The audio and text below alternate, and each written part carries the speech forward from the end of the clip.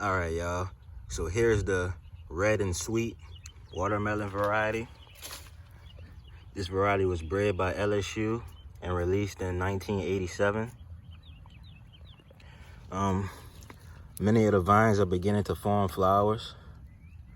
If we look in here, it's kind of hard to tell, but there's a flower bud forming in there. Let's check some of the other vines. So here, we can see a male bud, an unopened male bud. Then above it, we have an unopened female bud.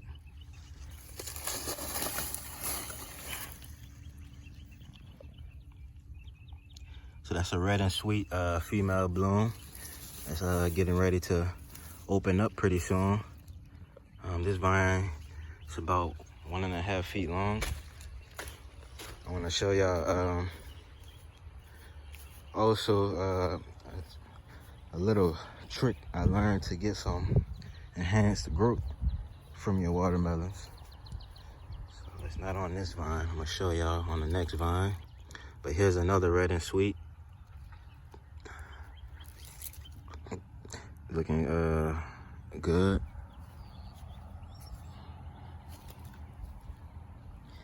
Then over here is my longest red and sweet vine. You can see this one is just huge. And basically I've been mulching this and it's planted in a 6-inch bottomless container. I have 6-inch containers that I cut the bottom out and I just put it on top of the grass. I didn't pull the weeds or anything. I just put it right on top of the grass and I just let them run through the ground, the roots. But you can see how large these leaves are getting. It's a nice sized leaf on there. This vine here is about 3 feet long. It's been growing up at least a half a foot a day. Let's find that flower. So here we have our first male bloom to open up. Our first red and sweet male bloom. And there should be a female bud somewhere down here, which is still developing. So it's still developing. I'm pretty sure there may be more on here. It's starting to put off side shoots or leaders. You can see a leader coming out from right there, and just where is that? So this variety here is going to basically it's going to branch out in all types of directions.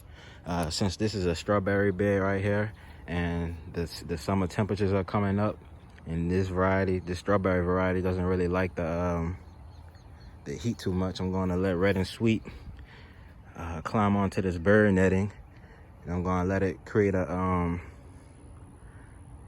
nice layer of shading around the bed. But red and sweet will also grow through this entire bed.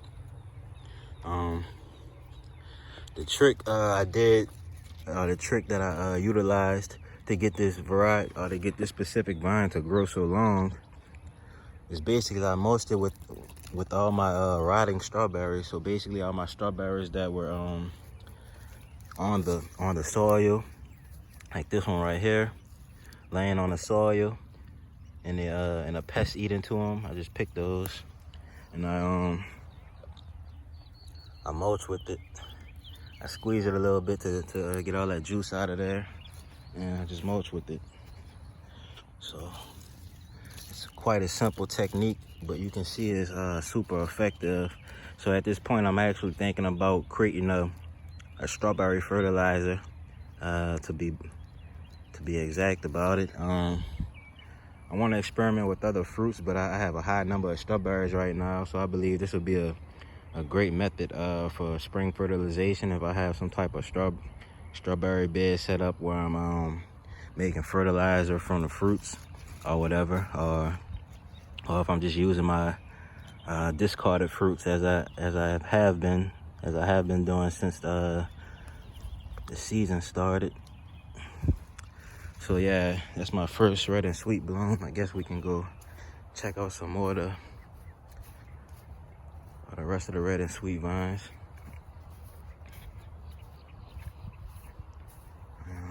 This one right here is still kind of small. Now, I haven't been putting down as much water as I should have. I honestly haven't been putting down any water, if I'm gonna be frank about it. You can see this little guy is still small. So I noticed that my only vines that were flowering, but these were planted a little bit later than that longer vine also. So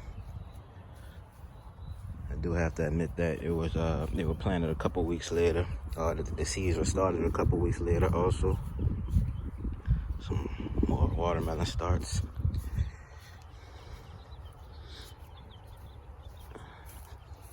So basically, I put a little bit of strawberries on that one, and that one took off.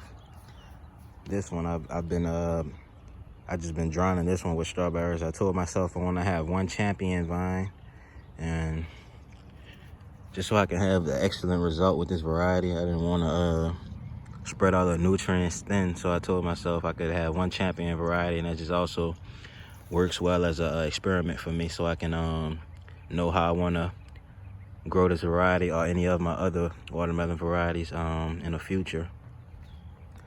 So and go look at the other vine again that I put a little bit of strawberries on, and it's also starting to form flowers. So I believe that the strawberries are helping with developing new leaves and developing flower buds. So this one got a decent amount of strawberries too, but not as much as that other longer vine, and they were planted on the same day. So that's a drastic difference between the size of that one larger vine and the rest of the vines I have. It's a super drastic difference, and this one didn't really get any strawberries. You can honestly look back here and see only 2 strawberries right there. The other larger vine it's probably been mulched with at least 50 to 100 strawberry discarded strawberries.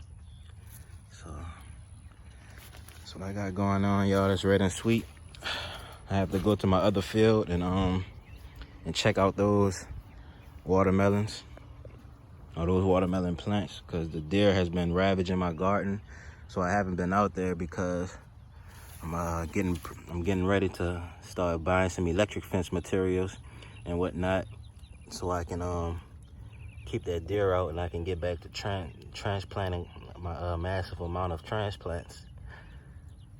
So that's red and sweet. See y'all in the next one.